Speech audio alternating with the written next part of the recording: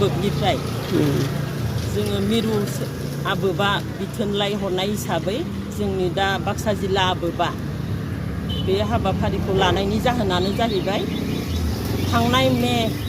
4 खालारनिफ्राय जितु मणिपुराव दावराव दावसि जाबोदों बेयावनो जोंनि आइजो माहारिनि सायाव जितु इनाय अत्याचारि गाज्रि थारमाने आइजोफोरनि सायाव बेबहार बानायबोदों बेहायनो जोङो बै 5 मे खालार खालि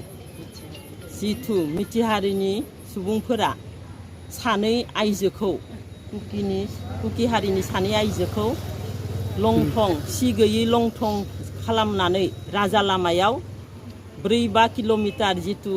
बेरायहोबाय बिनि उनाव आरो बिसोरनि सायाव बा जिनाहारिबो खालामदों बेखौ लानानै जों आबोब आफादा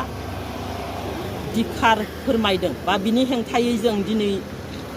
26 दिनैनि बे खालाराव जोङो 6 रिंगायाव बे आलारि बाथि सावनाय हाबाफारिखौ आखायाव लादों जोङो दा आबोबनि जानानै कन्डेम खालामो जोङो नायबिजिरनो थाखाय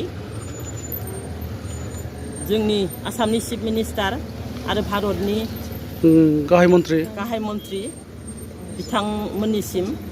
जोङो नायबिजिरनो थाखाय जों आबोबनिफ्राय खावलायहरनाय जाबाय।